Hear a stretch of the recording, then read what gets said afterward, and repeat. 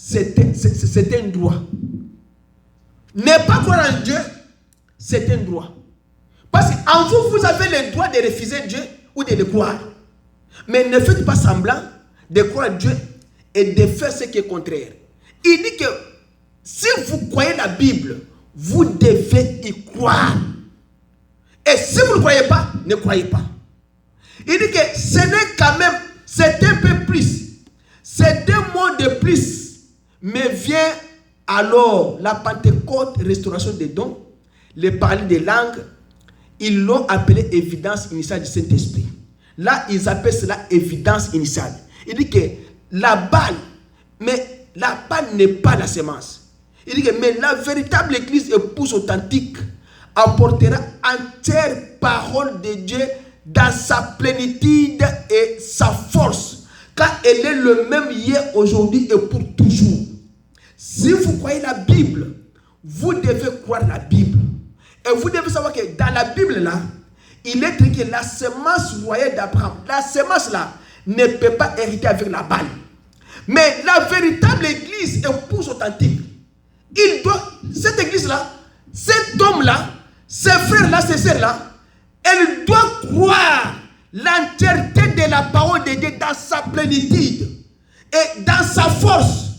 Parce que Jésus-Christ ne change pas. Il est le même hier, aujourd'hui, éternellement. Il est immuable. Quand nous venons à l'église, nous venons pour l'écouter, nous parler. Pourquoi moi je peux ressembler à Agar? Pourquoi je peux ressembler à Sarah? Pourquoi je peux ressembler à Marie? Pourquoi je ne peux pas ressembler à la semence royale d'Abraham? Pourquoi je ne peux pas être l'imitateur du Christ? Je suis l'imitateur de Marie. Pourquoi je ne peux pas être l'imitateur de la parole? Je ne peux pas m'identifier à la parole. Je m'identifie à quelque chose qui est plus proche de la parole. Non. On ne peut pas venir à l'église pour être plus proche de la parole. Non. On vient à l'église pour être dans la parole. Pour manger la parole. Toi et la parole, vous devenez une même chose. Le fait qui est dessiné au mur n'est pas un véritable fait. Même si vous avez foi, vous allez là-bas pour avoir la chaleur, vous n'aurez pas la chaleur. C'est ça ce qu'on appelle balle. Ce n'est pas le vrai fait, c'est un fait dessin. Mais s'il y a un petit fait réel, même si vous mettez votre doigt, cela va vous exciter. C'est pourquoi vous ne venez pas à l'église pour être un spectateur. Tu ne viens pas à l'église avec un problème pour rentrer à la maison avec ce même problème. C'est parce que vous êtes venu pour ne pas aller au véritable fait. Vous allez à un fait d'essai au mur. C'est pourquoi il vous dit que la véritable église, épouse authentique, apportera l'entière parole de Dieu dans sa plénitude et sa force. Parce que Jésus-Christ, il est le même hier, aujourd'hui et éternellement. Et la vraie semence, William Branham dit que la vraie semence parle maintenant. Ce n'est pas demain, ce n'est pas hier, c'est la semence présente. Notez que dans le sein de Marie, il y avait la semence. Mais lorsque la semence fut mise au monde, elle dit, je viens pour faire la volonté de celui qui m'a envoyé. Moi et mon Père, nous sommes un. Si je ne fais pas ces œuvres, ne me croyez pas. Voilà la semence. Lequel d'entre vous peut m'accuser d'incrédulité? Personne. Ça, c'était la semence qui était sûre de ce qu'il disait. Ça, c'était le Seigneur Jésus qui était sûr de ce qu'il disait. Il disait que ce que la Bible avait promis que je ferais, je l'ai fait. La femme au prix a trouvé la semence royale d'Abraham. Il lui a dit, tu as 5 maris. Celui que tu as maintenant n'est pas ton mari. Il a dit que mais nous savons que quand Christ viendra, il fera ces choses. La vraie semence royale d'Abraham lui a dit que je le suis moi qui te parle. Il devait dire aux gens que moi et mon Père nous sommes un. Il devait dire aux gens que les œuvres que j'ai faites, je ne les fais pas de moi-même. Quand je vois venir ça de mon Père, je les fais. Si vous ne me croyez pas, croyez même à cause des œuvres. Ça, c'était la vraie semence. Parce qu'il était sûr que je suis la vraie semence royale d'Abraham. Il dit que Mais la semence à Marie, la balle était prête d'être cela. Marie était prête d'être cela. Les pentecôtistes étaient prêts d'être cela, mais ce n'était pas la vraie chose. L'effet destiné au mur, c'est plus près d'être le véritable fait, mais ce n'est pas le véritable fait. La différence est que celui-ci n'a pas la puissance, mais le véritable fait a la puissance. Parce que l'effet destiné au mur n'a pas la puissance. Ça ne peut pas chauffer quelqu'un, ça ne peut pas brûler quelqu'un, mais c'est seulement un fait d'essai. Mais l'effet réel chauffe, l'effet réel fait brûler quelqu'un. Et il dit, mais Marie là, l'église pentecôtiste là, elle ne l'était pas. C'était toujours au sein de Marie. Il dit, pendant tous les ans de l'église, à partir d'Éphèse jusqu'à la Philadelphie, dans les types de l'église, c'était la même chose. Ils ont vécu des expériences différentes, mais c'était des incubateurs. C'était des gens qui devaient ouvrir la brèche pour que ce que nous vivons au temps de la fin, nous puissions vivre. Il dit, mais à l'ouverture de cette chose, en Apocalypse 10, la parole entière doit naître, être à nouveau manifestée et confirmée par l'Esprit de Dieu dans toute sa force, comme elle le fit quand elle était ici sur la terre, manifestée de la même manière, faisant les mêmes choses qu'elle fit lorsqu'elle était sur la terre. Luc 17, 30, il dit que Hébreux 13, 8 dit que Jésus-Christ est le même hier, aujourd'hui et éternellement. Luc 17, 30 dit, dans les derniers jours, ce qui arrivera au temps de Sodome arrivera de même à l'avènement du Fils de l'homme. Alors, William Branham dit, il y a maintenant une église qui doit se différencier dans ce monde par rapport aux autres églises.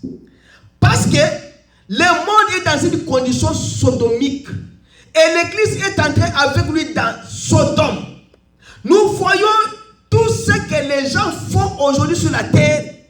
Ils partent à l'église, croyant qu'ils sont des vrais chrétiens, mais ils n'ont pas Christ en eux. Parce que le monde est entré en eux. Alors il dit que, comme l'ont fait Lot et sa femme, il y a une église élue quelque part dans ce monde qui manifestation de Dieu a attiré son attention. Nous sommes dans les derniers jours. La balle a fait entrer sa force dans la semence et elle est sortie et a continué. C'était la bonne balle, mais elle a fait son temps.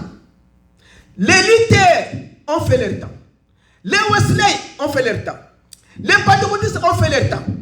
Mais quand le temps est terminé pour les pentecôtistes, quand le temps est terminé pour les luthériens, pour les Wesleyens, il fallait qu'il y ait un autre temps qui doit arriver. C'est pourquoi il a dit que tous ces temps qu'ils ont fait doivent sécher. Tout ce que les luthériens ont fait doivent sécher. Tout ce que les Wesleyens ont fait, ça doit sécher. Tout ce que les pentecôtistes ont fait, ça doit sécher. Pourquoi? C'est pour permettre que la semence puisse paraître. C'est pour permettre que la parole entière puisse naître. Il dit que c'est de cette façon qu'il en était dans chaque âge. Les dénominationnels ont été des porteurs d'une partie de celle-ci. La parole en est une partie, car elle a été cachée aux sages réformateurs. C'est là pour eux jusqu'à l'âge où l'aigle est apparu. L'âge que nous vivons, c'est l'âge de l'aigle. Et voilà, Balaam nous dit que Malachie 4, c'est l'âge de l'aigle. Les 4 êtres vivants, c'est l'âge de l'aigle. Les derniers 4 êtres vivants, c'était l'aigle.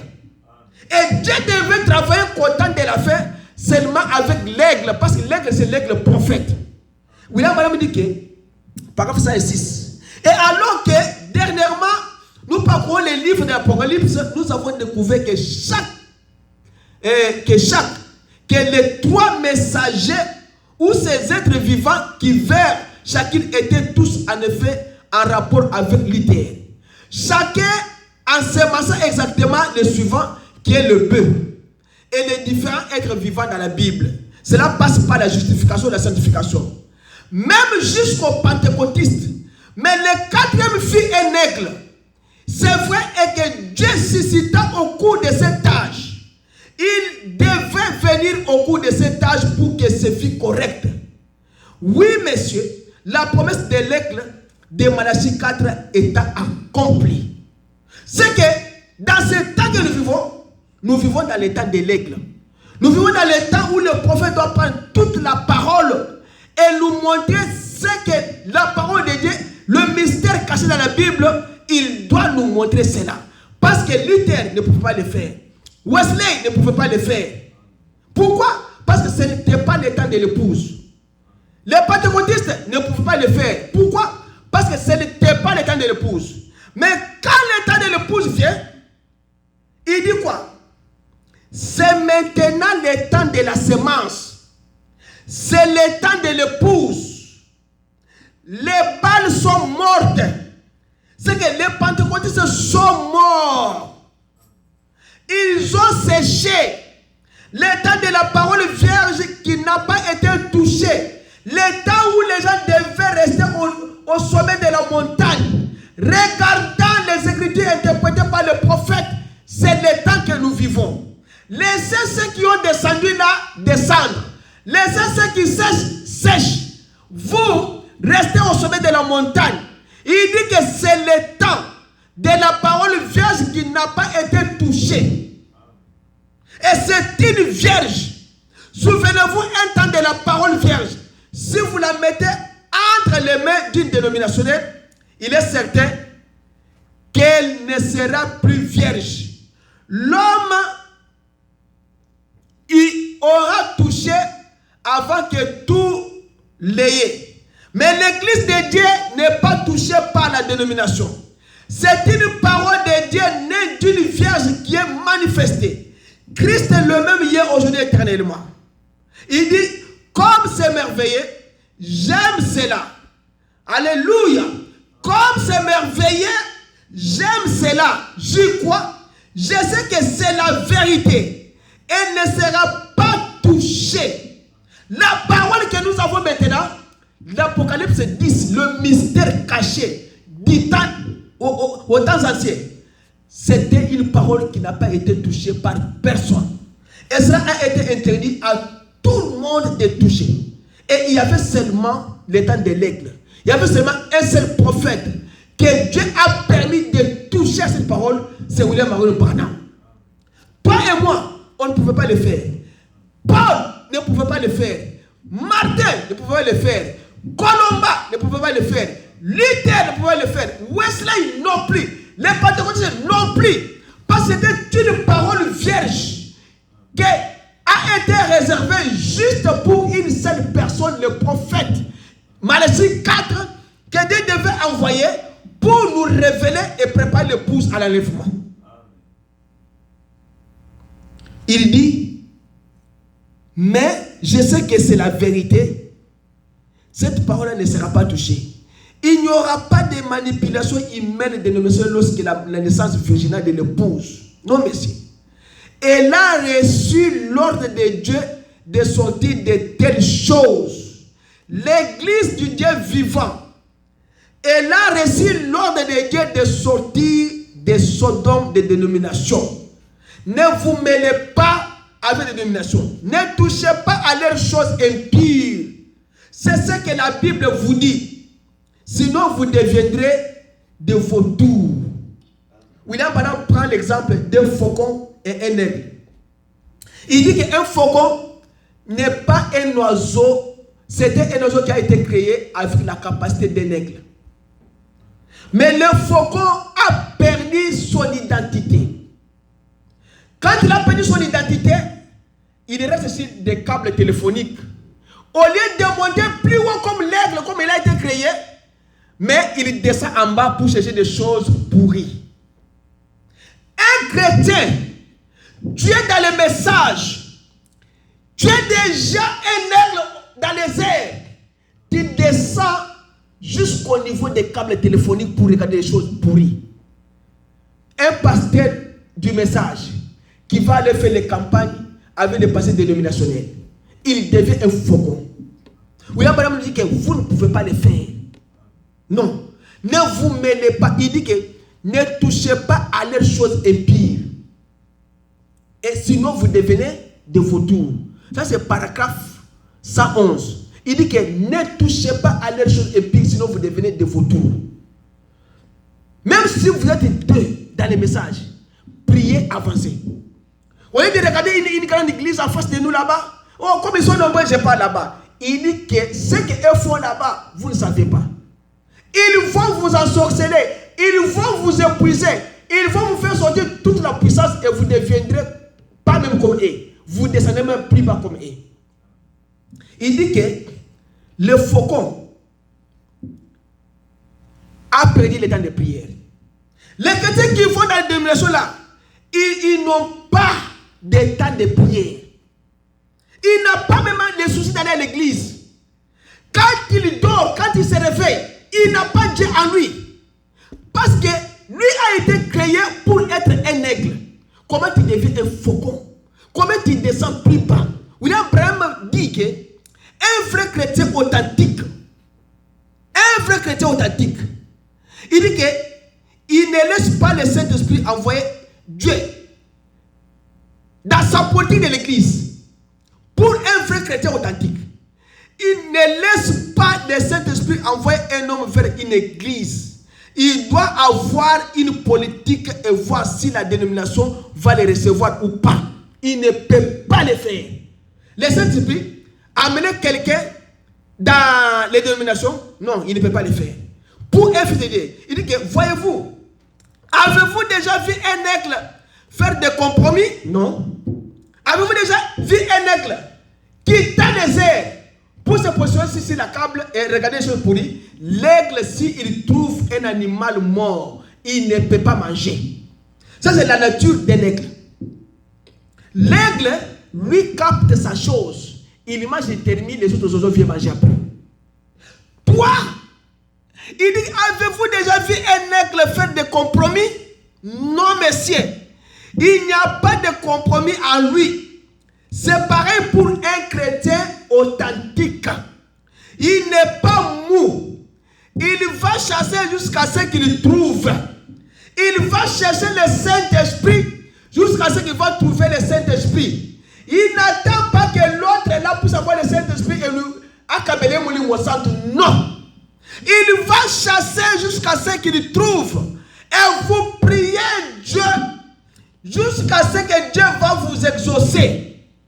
Tu n'es pas mou comme le vautour. Tu n'es pas mou comme le faucon. Il dit l'église, le faucon, est considéré comme l'église type froid et mou. Il dit que dans ces églises-là, leur politique de voter pour, contre ou quoi que ce soit, ça ne regarde pas. Quand il y a des élections, il ne faut pas aller. Il ne faut pas vous mêler même dans des politiques. Il dit que ne plus croire que la parole est la même hier, aujourd'hui, éternellement. Ils sont simplement dégénérés en vautours. Ils sont devenus une dénomination. Ils ont mis leur nom dans les livres. Sont devenus des paresseux et mous. Et se tiennent là-bas en savourant une sorte de charogne morte, en mangeant des choses. J'ai vu un prédicateur à la télé, dénominationnel, qui dit que Kimbangu est plus que William Branham. Et j'ai dit, mais monsieur, on te trompe. Ma Kimbangu a sala. Et les Branham a sala. J'ai dit que, mais tu te trompes. Toi, tu ne connais pas dans la vie de William Branham ce qui est écrit ici dans le message. Ce n'est pas tout. Ce n'est pas tout ce que William Branham a fait. Il y a d'autres choses qui sont faites, mais ce n'est pas écrit même. C'est comme la Bible. La Bible ici, ce n'est pas tout. La Bible ici, c'est l'essentiel que Dieu a vu que c'est ce qui est convenable Alors Dieu l'a fait. Parce qu'il y a les autres livres que Dieu a laissés, qui sont les mêmes livres que les autres livres qui sont dans la Bible. Dieu ne voulait pas se répéter. Ce que William Branham a fait dans sa vie, c'est seulement le Seigneur Jésus-Christ qui l'a fait. En dehors de Jésus, personne n'a fait ce que William Branham a fait. Comparer Kimbangu avec William Branham, c'est faire comme si vous étiez un enfant que toi c'est papa et ce n'est pas ton père. Aussi, l'enfant sait que c'est papa et c'est son père. Moi, je suis le fils de Malachie 4. Je ne peux pas permettre à un passé dénominationnel dire que Kimbangu est plus que William Branham. Je ne peux pas. Je ne peux pas supporter ça. Ce que William Branham a fait, quand lui dit que son père avait dit, le Kimbangu là avait dit que dans ce village ici, personne ne peut semer les oranges et les orangers.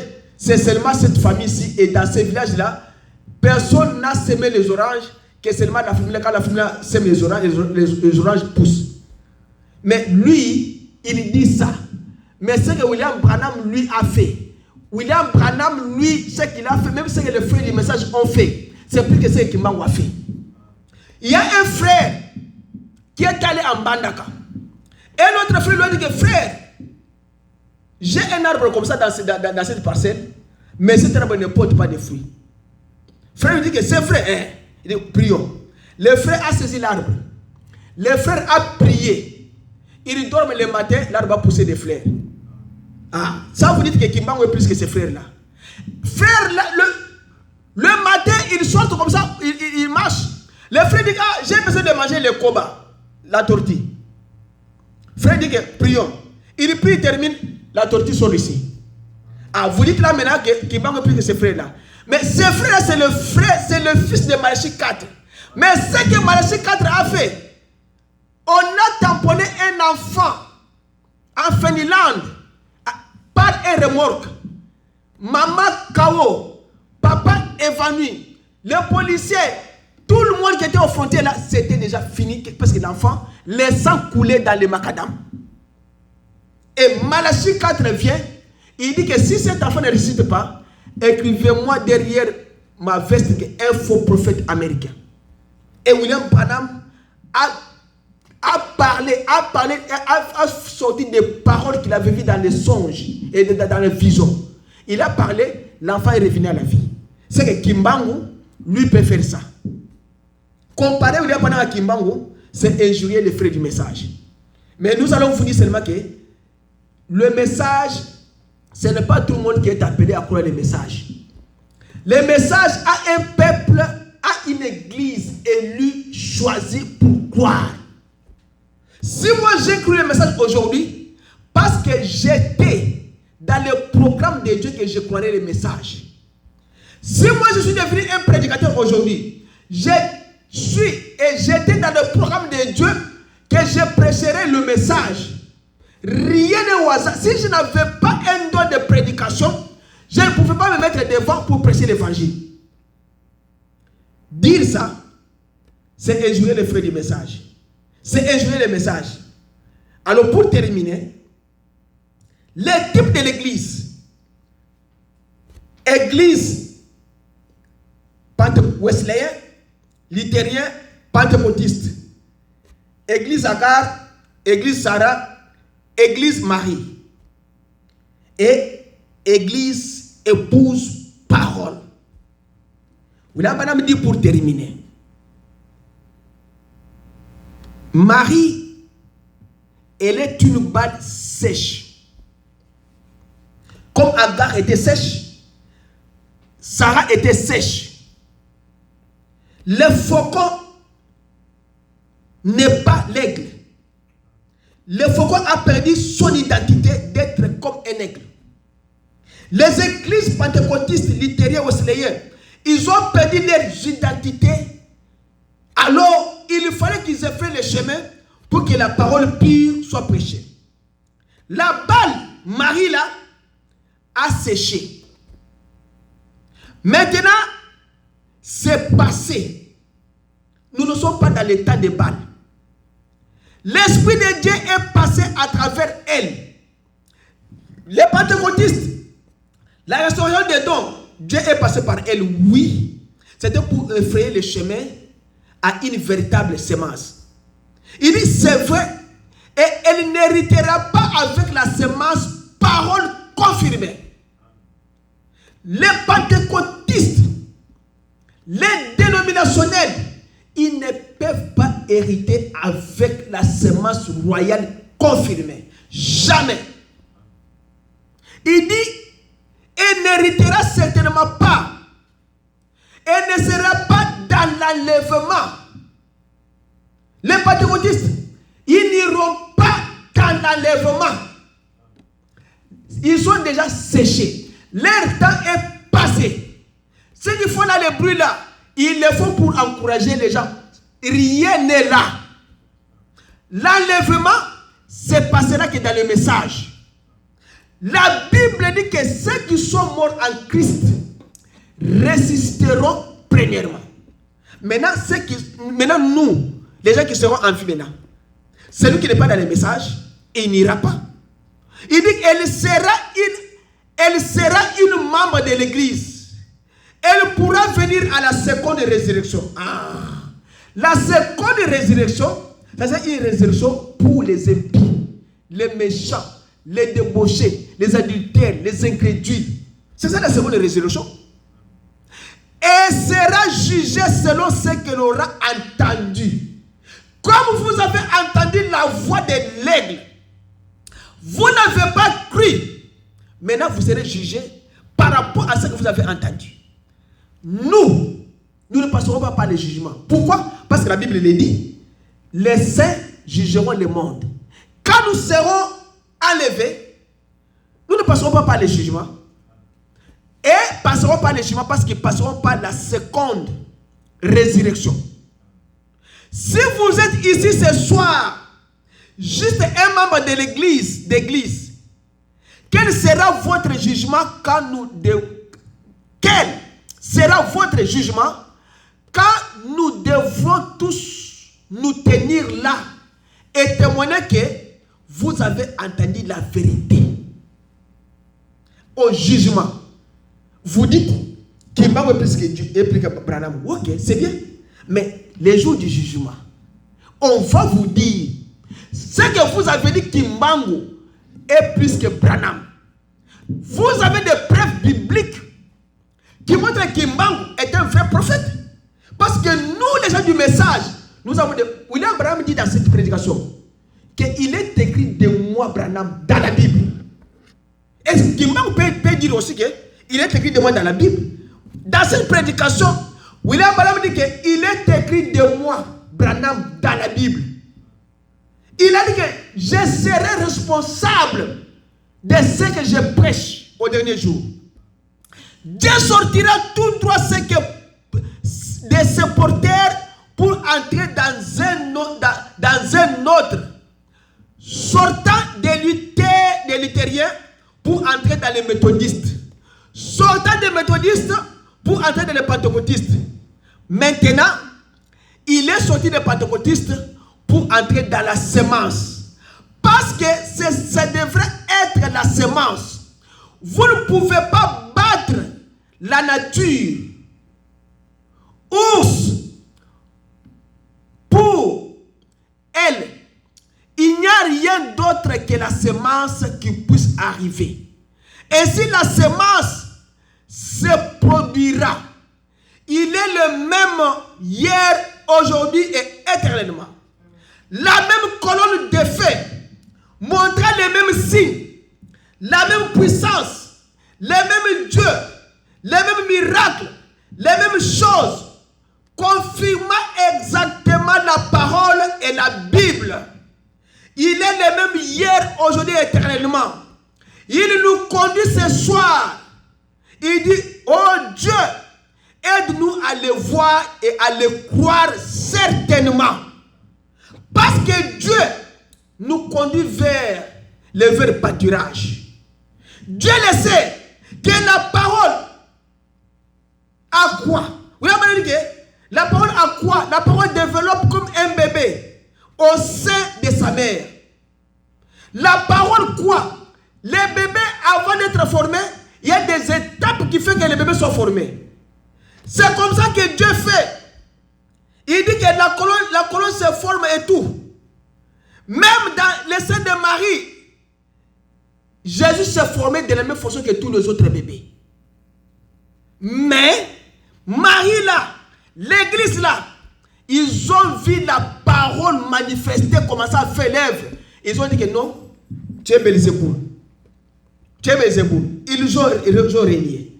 Ils ont dit que William Branham, c'est que tu es là. C'est du diable. William Branham est allé maintenant prier en 1946.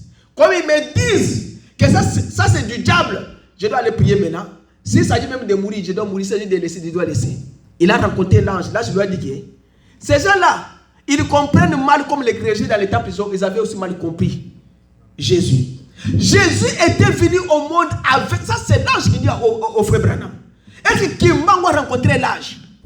L'ange. Qu'est-ce que l'ange a dit à Kimbangu? Quels sont les écrits? Et cet homme-là dit que si on avait des cassettes, si on avait des écrits à cette époque-là, on allait aussi faire aussi les cassettes de Kimbangu comme les Branhamistes ont fait. Non. Et Kimbangu, Dieu ne lui a pas permis de le faire. Jean, au Patmos, Dieu ne lui a pas permis d'écrire les tonnerres.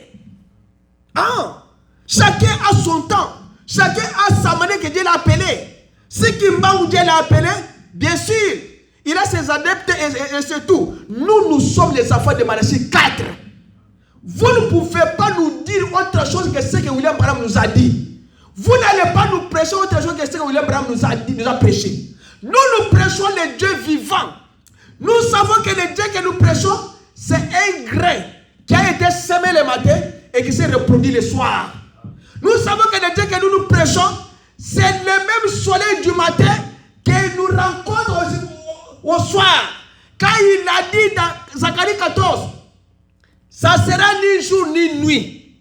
Mais vers le soir, la lumière paraîtra. C'est la même lumière qui était au matin. Mais quand la lumière, le soleil là, monte 12h, 14h, 15h, les gens commencent à dire quoi? Ça, ce n'est pas de Dieu. Ça, ce n'est pas de Dieu. Ça, ce n'est pas de Dieu. Alors, il y a des nuages. Ils ont zippa, soleil. Mais Dieu dit, au temps du soir, ce même soleil paraîtra. Le même miracle, la même parole qui a été prêchée au matin là, les listes de la vallée là, c'est les mêmes listes là du soir. C'est cette même parole là. Il dit que un esprit vient sur l'épouse pour faire les mêmes choses qu'il fit. Ce que vous êtes ici, vous devez faire ce que Jésus avait fait. Parce que c'est la même parole que Jésus a prêché, qui est la même parole que nous vous prêchons, que William Branham nous a prêché. Vous voyez, c'est la nouvelle reproduction du grain. Le même grain là, la même église Pentecôte au départ, c'est la même église Pentecôte au temps du soir.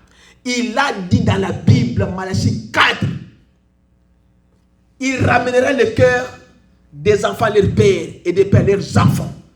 C'est la même parole. La parole même gêne, parla pour elle-même. Et tu ne sais pas que je dois m'occuper des affaires de mon père.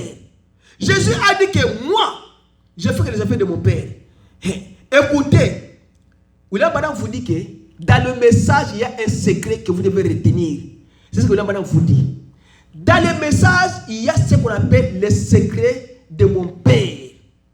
William Branham vous dit que, paragraphe 152, voilà le secret du message maintenant.